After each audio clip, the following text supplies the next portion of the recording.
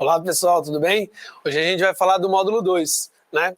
Eu sou o professor Brito, vocês já me conhecem, e hoje o tema é Biologia Molecular, Microbiologia e Biotecnologia, que eu, depois do meu levantamento, eu acredito que essa seja a segunda área mais cobrada, assim. Tentei entrelaçar esses conhecimentos porque a gente não tem muito tempo para falar de tudo, tá bom? Então vamos lá.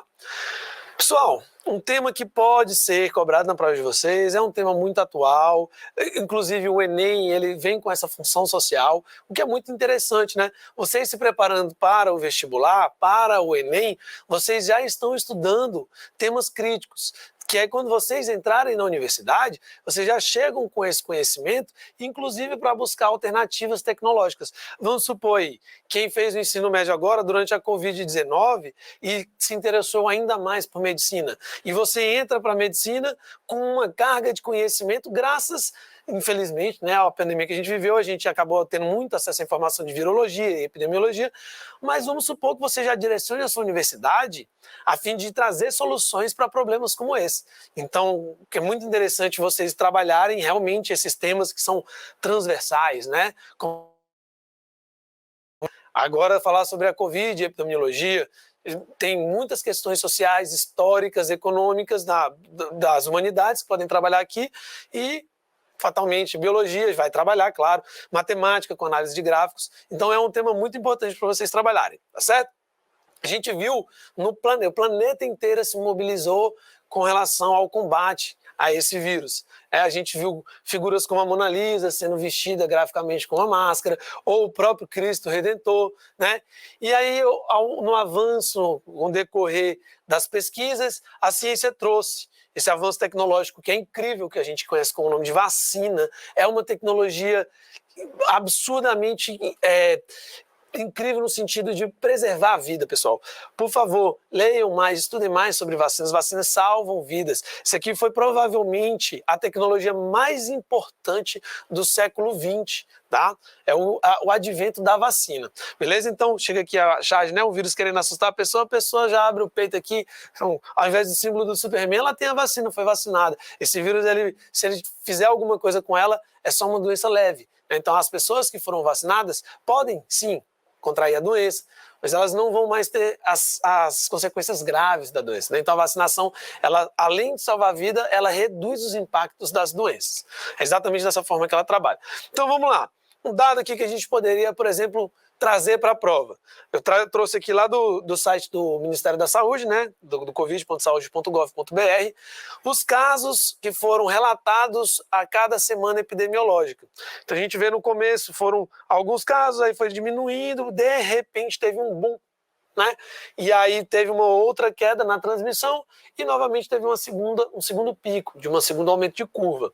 E isso a gente pode observar um fenômeno muito parecido também com as mortes, né? As mortes foram muito elevadas no início, acompanhou ali. Como é que uma prova de biologia, por exemplo, a gente poderia trazer isso? Coloca os dois gráficos. O Enem trabalha muito análise de gráfico, então isso aqui é bem legal para vocês desenvolverem isso. Olha só. Os casos novos, no começo, chegaram aqui, ó. Aqui a gente tem que ver, a primeira coisa, reparar na escala, tá? Escala aqui, 200 mil, 1 milhão e 400, que é o número de casos. O número de óbitos, claramente, ele pode até acompanhar a curva, mas a gente não vai ter mais mortos do que casos, certo? Então aqui, ó, 1.000 óbitos e aqui 7.000 óbitos. Então essas escalas são diferentes. Elas foram achatadas exatamente para fins de comparação. Então, quando a gente vê, no início, a curva de casos, ela está meio diferente da curva de óbitos. Por quê? Vírus novo, acabou de entrar em contato com a humanidade, as pessoas não têm defesas naturais ainda. Então vai ter muita morte. É normal que isso aconteça. No cenário em que não houve o isolamento populacional, em que não houve tentativas de que as pessoas se isolassem e houvesse menor circulação do vírus, o vírus aumentou a transmissão. E também o número de mortes acompanhou da mesma forma. Se aqui, por exemplo, as pessoas não tivessem, se as pessoas tivessem permanecido mais tempo em casa ou evitado os deslocamentos, a gente viu muitas festas em que as pessoas estavam de maneira irregular, as transmissões não teriam sido tão altas e, consequentemente, o número de mortes também não. E nessa segunda curva, você tem uma curva alta de pessoas se contaminando e uma curva que não tem o mesmo crescimento de mortes. Por quê? Aqui você já tem uma cobertura vacinal melhor da população. Então, pessoal, aqui são dados científicos retirados do próprio Ministério da Saúde. Existem outras alternativas para que explique essas curvas? Existem, mas cientificamente falando, né, é a vacina. Então, a vacina, de fato, ela diminuiu a quantidade de óbitos das pessoas e, talvez mais do que isso, né, que seja subnotificado, a gravidade da doença das pessoas que já eram vacinadas foi muito menor. Então, vamos seguir. O que é essa sigla SARS-CoV-2? Essa sigla, gente, é a sigla que dá nome ao vírus. É o agente etiológico. O nome doença causada por esse vírus é a Covid-19. Covid já é uma doença que está na humanidade há muitos anos. Coronavírus é um vírus que está na humanidade há muitos anos. Ela circula em várias espécies de mamíferos. Tanto que uma das primeiras coisas que a gente se pergunta, o significado da sigla, tá? SARS vem do inglês, que é Síndrome Respiratória Aguda Grave. CoV é de coronavírus. 2 é porque é a segunda versão desse coronavírus. Então é o coronavírus 2 da síndrome respiratória aguda grave. Uma das primeiras perguntas que vem à cabeça da gente é por que então que esse coronavírus é tão diferente dos outros? Muito provavelmente ele é um vírus recombinante. E para você que não lembra ou não sabe o que são vírus recombinantes, são vírus que têm origem em uma espécie e eles acabam infectando outra e aí ocorre uma combinação de material genético de vírus, que no nosso caso, eu vou já mostrar para vocês, é provavelmente um vírus que tem origem em morcegos, ele tem um hospedeiro intermediário que foi recombinante desse hospedeiro intermediário e depois ele passou a ser capaz de infectar a gente. Ou o vírus do morcego infectou a gente, o vírus desse mamífero intermediário também infectou a gente e dentro da gente ele acabou fazendo essa recombinação. O mais provável é morcego, mamífero, ser humano, tá? A origem do SARS-CoV-2, então, ela pode ser investigada a partir de análises moleculares. Por exemplo, gente, houve uma pandemia não, né? Houve uma epidemia de um coronavírus lá se eu não me engano, em 2012, que é lá no Oriente Médio. Então, a origem desse vírus era de um morcego, teve o camelo como hospedeiro intermediário, e aí foi uma versão nova de vírus. Por sorte, e por causa de medidas públicas de saúde também, né, esse vírus não se espalhou de uma forma tão absurda quanto aconteceu agora com o coronavírus da Covid-19. Um outro caso, a civeta, né, o civete, é um mamífero que é parecido com um felino, ele não é um felino, mas é mais parecido, que foi um hospedeiro intermediário de um SARS-CoV que aconteceu, se eu não me engano, em 2009. E aí, em relação ao SARS-CoV-2, análises moleculares demonstram que provável mamífero intermediário é o pangolim. O pangolim, gente, ele é um bicho que ele ocorre lá, tá? Na Ásia, que é origem na China, certo? Ele lembra um pouco o tatu e o tamanduá que a gente tem aqui. Eles não são aparentados tão próximos geneticamente falando assim, tá? Evolutivamente. Mas por uma coisa que a gente chama de convergência evolutiva, que é aquilo que a gente aprendeu já na última aula, alguns organismos têm as mesmas adaptações para ambientes que são parecidos. Então a gente espera encontrar em ambientes próximos aos que os tatus vivem, os tamanduás vivem, nessas regiões, organismos que tenham adaptações parecidas, como o corpo escamoso protegido por placas, que é igual ao tatu, ou uma língua pegajosa, porque ele também se alimenta de formigas e cupins, né? Então essas adaptações elas são convergentes, tá certo? Então vamos lá. Para tentar facilitar a vida de vocês, a gente vai fazer igual o Charles Darwin fez. Ele tentou explicar um pouco nos capítulos da origem da espécie como que acontece a evolução biológica comparando com animais domesticados. Então, eu peguei aqui um monte de cachorro fofinho, bonitinho, né? As raças dos cachorros, apesar de ser da mesma espécie, a gente pode tentar fazer um paralelo com a evolução, que é como se fossem espécies ou subespécies aqui dentro, a partir de um fenômeno de seleção, só que é uma seleção artificial. Por quê? As características selecionadas não foram a natureza quem selecionou, foi a gente, foi o ser humano. Então a gente atua como um agente seletor, né? Ficou a gente com a gente, mas vocês entenderam. Então parece feia, mas calma, vamos com calma. Olha só, aqui estão os lobos e aqui tem o coiote. China, Europa, Ásia, Oriente Médio. Se você olhar aqui na raiz de onde tudo acontece, a gente tem que os lobos e os coiotes, eles provavelmente deram origem ao que a gente chama hoje de cachorro, tá certo? E aí os cachorros, ao longo do tempo, a gente vai acompanhando essas raízes, assim, ó, essas derivações, a gente vê como as raças foram selecionadas. Então os primeiros organismos eram lobos, mas todas as outras raças de cachorro, elas são explicadas com esse nível de seleção. É muito parecido com o que acontece na natureza. Claro que eu não estou considerando aqui cruzamento de raça, beleza? É só a seleção delas, que é algo muito parecido com o que acontece na natureza. Então, fazendo esse paralelo com o cachorro, a gente consegue também fazer o mesmo paralelo com os vírus.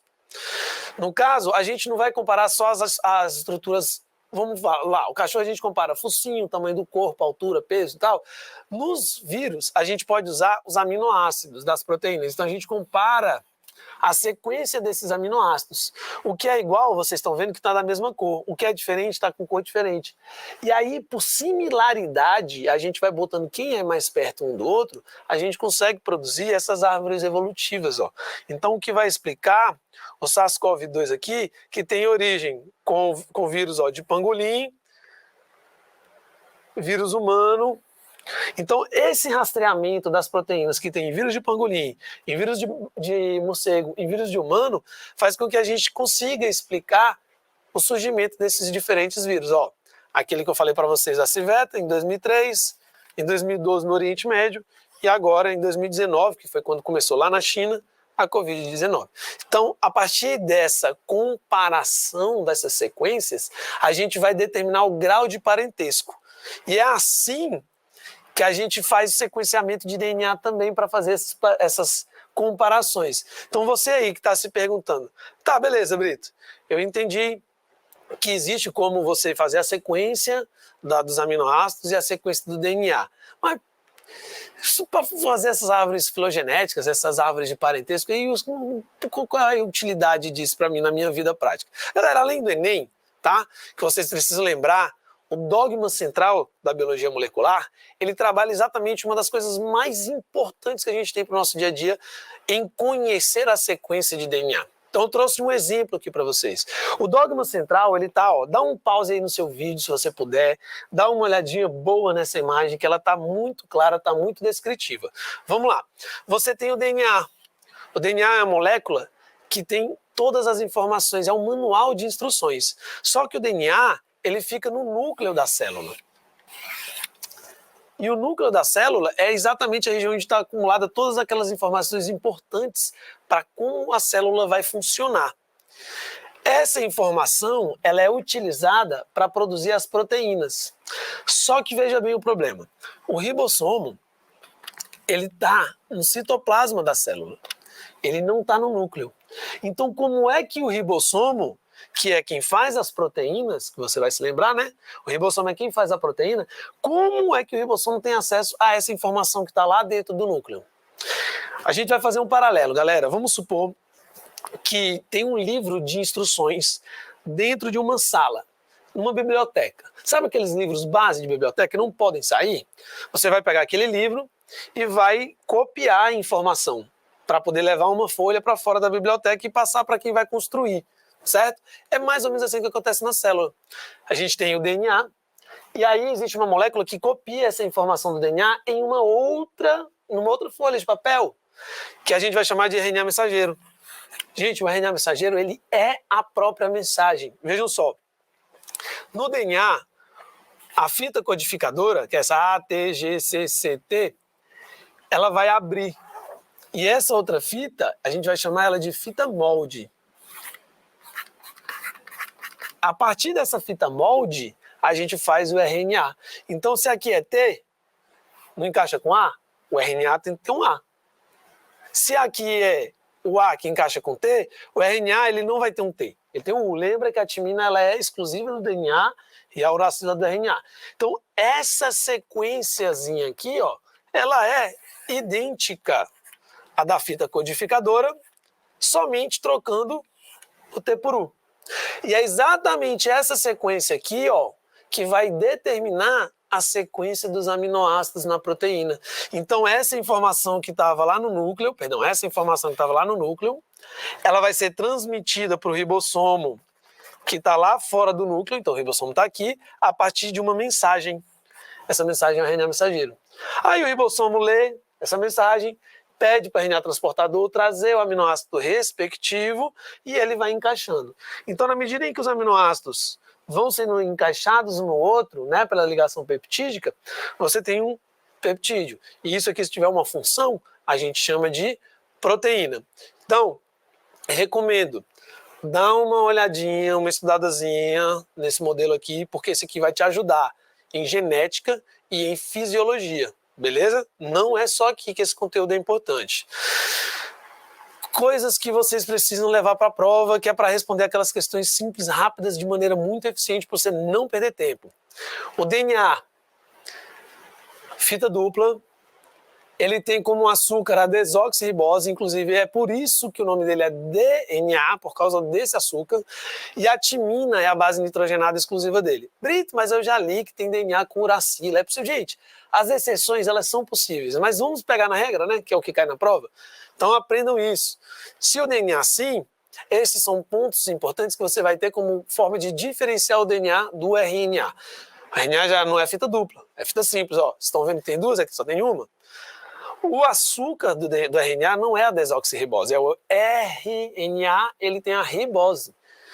E a base nitrogenada exclusiva do RNA é a uracila. Levem isso aqui na cabeça de vocês, que questão simples e básica vocês respondem com uma facilidade absurda. Por exemplo, se ele mostra essa fita aqui para você sem estar escrito RNA, você sabe que é um RNA, porque é uma fita simples e porque tem uracila.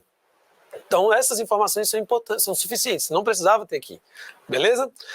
E aí vamos lá, relembrar aqui no Dogma Central da Biologia Molecular que vocês fazem uma coisa que é muito parecida com o que o pessoal da programação faz. Então a programação, hoje em dia, tem muita gente, né, da linguagem da área de TI que utiliza organismos biológicos como um modelo teórico para fazer programas, né, que são da inteligência artificial e tal. Isso aqui, gente, o código genético ele é um código, da mesma forma que o código de programação.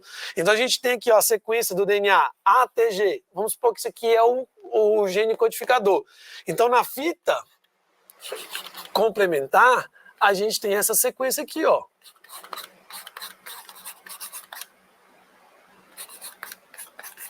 Ou seja, essa aqui é a fita molde, que vai ser utilizada para a gente fazer um RNA mensageiro. Aí a gente faz RNA mensageiro que vai ficar, né, igual a fita codificadora, só trocando T por U. Então é A ou G.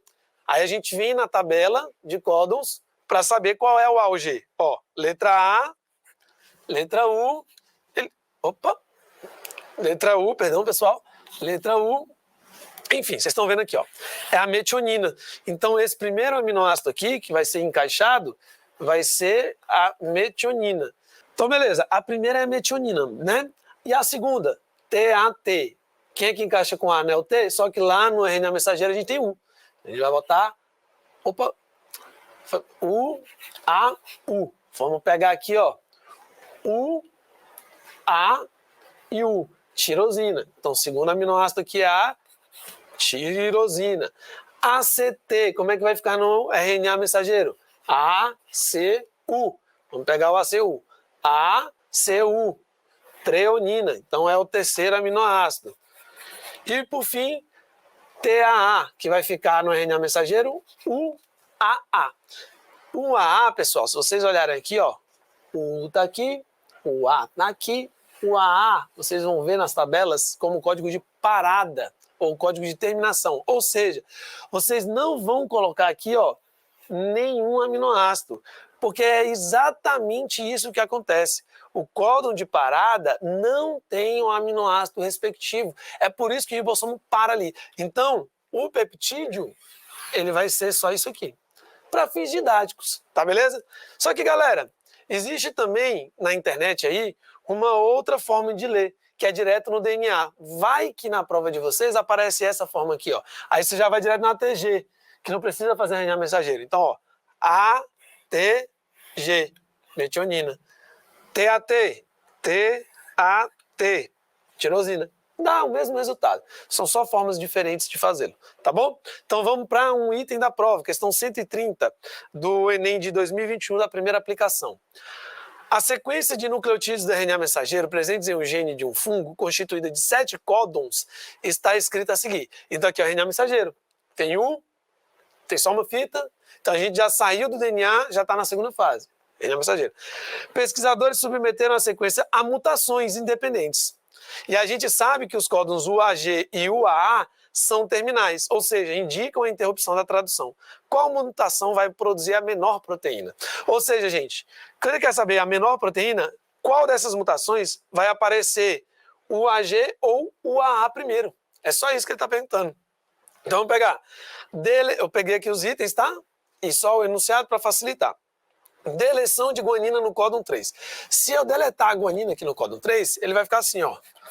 A, U, G, U, U, C, A, U, G, U, A e assim por diante. A gente encontrou algum desses códons de terminação UAA ou UAG, foi UAA ou UAG, UAA ou UAG aqui? Ainda não. Então, provavelmente, que é dica de prova também, tá, pessoal? Não perca muito tempo, não. Provavelmente, alguma das outras alternativas vai ter uma mutação mais no comecinho. Aí você não precisa desenhar tudo isso aqui, que você acaba perdendo tempo da sua prova, tá?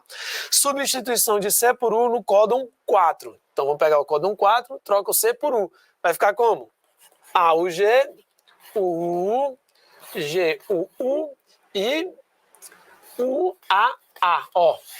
Códon de parada. Ele já tinha anunciado que os dois, né?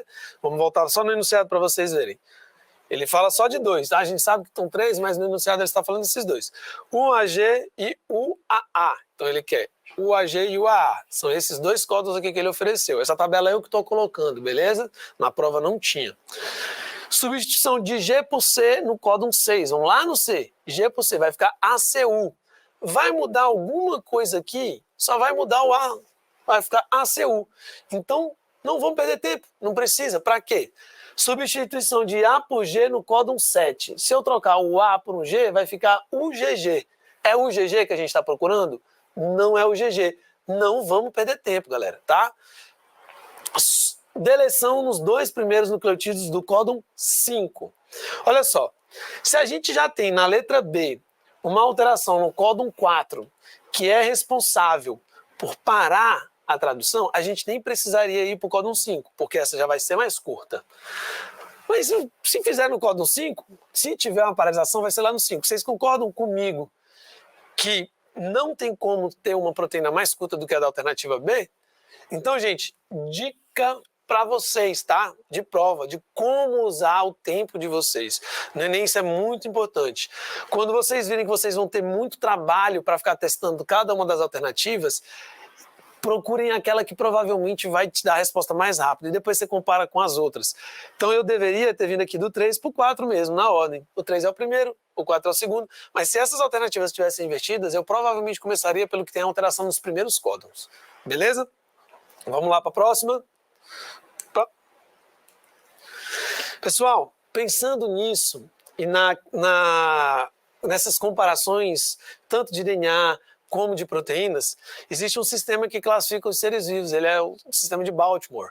Ele foi desenvolvido por uma pessoa cujo sobrenome é Baltimore, tá? Então, olha só, lembra aquele esquema de RNA mensageiro que produz a proteína? Ela é a figura central desse esquema de Baltimore.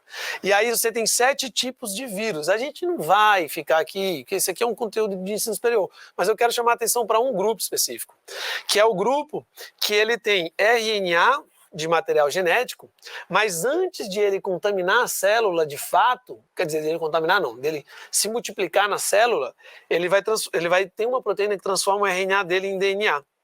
Esse grupo aqui é chamado do grupo dos retrovírus e tem um vírus muito famoso, que é o vírus, a doença que causa a doença mais cobrada em provas de seleção no Brasil, que é o vírus HIV, que ele é o vírus da imunodeficiência humana.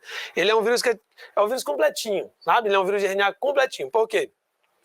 Ele tem envelope, que é uma parte da membrana hospedeira, da célula hospedeira, que ele traz com ele, facilita o reconhecimento de outras células-alvo e, inclusive, dificulta também o sistema imunológico de combater ele. Ele tem um capsídeo proteico, que está aqui em azul. Então você tem aqui, ó, proteína. Tem o material genético dele, que no caso do HIV é um vírus de RNA, e tem essa proteínazinha aqui, galera. Essa proteínazinha aqui, ó, é que é o grande diferencial desse grupo. Chama transcriptase reversa. Reversa. Vocês lembram do dogma central da biologia molecular, né? Que tem do DNA sendo utilizado para produzir um RNA mensageiro, e aí sim são feitas as proteínas. No caso do vírus do HIV, como ele é de RNA, o caminho é outro. O RNA é utilizado para produzir DNA. Se você olha aqui para esse procedimento, do DNA para o RNA a gente chama de transcrição. Acabei de mostrar para vocês. Se a gente está fazendo a transcrição para o lado contrário, é uma reversão, não é? Então o nome desse processo é transcrição reversa. Precisa de uma enzima para fazer isso, que é exatamente essa enzima que os vírus do retrovírus têm, que é a transcriptase reversa. Então, beleza, galera. Com relação especificamente ao vírus da AIDS, ó, o vírus da AIDS ele vai ser utilizado as proteínas CD4, por isso que ele ataca os linfócitos de CD4, é a chave de entrada na célula. Ele vai ser fagocitado pela célula, ele induz a célula a fagocitá-lo, e aí a membrana dele, a membrana da célula com o envelope se fundem, liberando então na célula só o capsídeo proteico. Esse capsídeo então libera a fita de RNA, com a transcriptase reversa, é produzido uma fita de DNA. Esse DNA, então, ele é incorporado no núcleo da célula. A partir daí, a célula, ela não percebe, ela não tem um mecanismo que identifica esse gene como não sendo dela. Então, esse gene passa a ser expresso, ele vai ser lido, produz RNA mensageiro, produz proteína, ou seja, está produzindo RNA mensageiro de vírus, está produzindo proteína de vírus, está fazendo vírus novo. Então, esse aqui é o sistema de atuação do HIV. Ele sequestra o maquinário da célula e faz com que a célula produza vários novos vírus. E aí ele vai atacar outras células e multiplicar. Né? É assim que funciona o ciclo da AIDS. Então vamos lá. Questão 110 da prova de 2019, da primeira aplicação caderno amarelo. Na família Retroviridae, encontram-se diversos vírus que infectam aves e mamíferos, sendo caracterizada pela produção de DNA a partir de uma molécula de RNA. Então, ó, como eu havia adiantado para vocês, essa é a característica mais importante. Alguns retrovírus infectam exclusivamente humanos, não necessitando de outros hospedeiros reservatórios ou vetores biológicos. As infecções ocasionadas por esses vírus vêm causando mortes e grandes prejuízos ao desenvolvimento social e econômico. Nesse contexto, pesquisadores têm produzido medicamentos que contribuem para o tratamento dessas doenças. Que avanços tecnológicos têm contribuído para o tratamento dessas infecções virais? Vamos ler todas as alternativas. Letra A. Melhoria dos métodos de controle dos vetores desses vírus. Gente, eu vou trazer o vírus do HIV porque ele é muito bom como referência, tá? Como é que é a transmissão do vírus HIV? Não é por relação sexual ou por transfusão de sangue? O que é que isso tem a ver com avanço tecnológico no tratamento de infecção viral? Não tem nada a ver. No máximo você vai falar, é profilaxia. Mas vetor de retrovírus, assim, se você for falar de vetor, de transmissão de vírus, a gente vai falar provavelmente de mosquito. São essas arboviroses, né? A dengue, zika, chikungunya, beleza? Vão ser essas doenças aí, ou talvez leishmaniose, mas aí não é vírus. Então fiquem atentos a esse tipo de coisa. Fabricação de soros mutagênicos para combate desse vírus. Pessoal, só para resumo aqui, deem uma olhada depois a diferença de vacina e soro. O soro é um anticorpo pronto.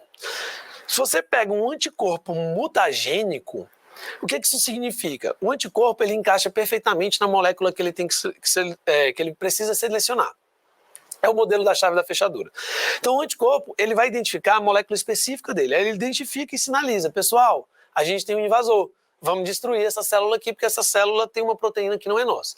Se você produz um soro mutagênico, ele pode detectar proteínas outras, inclusive proteínas do próprio corpo. Isso pode causar um problema sério de reconhecimento errado das próprias moléculas. Então aqui, eu não sei nem como dizer que isso está errado, de tão errado que isso está.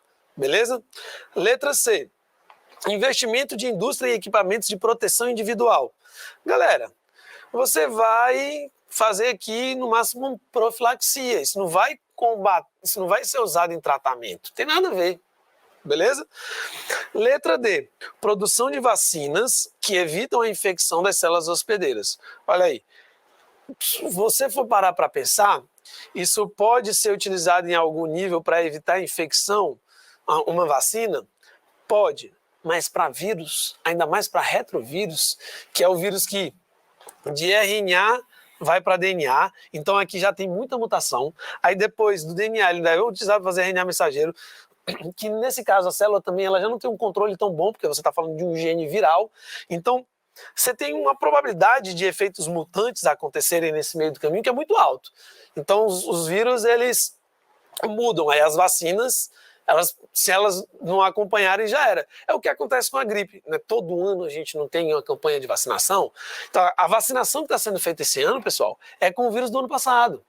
O vírus do ano passado foi utilizado para produzir a vacina, tá? Ela vai chegar na gente. A gente conta com que o vírus do ano passado não tenha sofrido muitas mutações, e aí essa vacina produzida com o vírus anterior funcione com o vírus novo. Mas é possível, né? Como a gente viu na variante Delta do coronavírus aí, deu um boom de novo. Por quê? Tem uma nova variante. Aí os anticorpos que as pessoas tinham já não funcionam mais com essa variante. Beleza? Então, também aqui não faz sentido. E a alternativa de letra E, desenvolvimento de antirretrovirais que dificultam a reprodução desses vírus. Assim, é uma questão que eu digo como fácil, mas ela vai dificultar a vocês a quantidade de termos ou coisas mais difíceis. Mas vão pelo básico. Tá, nessas horas, esse tipo de item, que ele bota a palavra muito difícil, muito bonita, para mexer com a cabeça de vocês, vai pelo básico. Ele não está falando de retrovírus? Aqui ele não está falando de antirretroviral? É isso, não tem onde errar, tá? Onde é que essas moléculas atuam? Por isso que elas são tão eficientes. Elas vão atuar inibindo a produção de DNA a partir do RNA. Porque essa proteína é exclusiva dos retrovírus. Só os retrovírus têm a transcriptase reversa. Então, se você trabalha na transcriptase reversa, daqui para frente não acontece mais. Então, o vírus ele pode até infectar a célula, mas ele não vai se reproduzir. Então, a pessoa está doente, mas ela está sendo tratada. Beleza? Então, essa aí é a alternativa correta. Aí, pessoal, a gente ainda vai falar aqui um pouquinho, tá, sobre a importância do sequenciamento de DNA ou de proteínas, e na próxima aula a gente resolve as outras duas questões. Beleza? Valeu, até o próximo vídeo.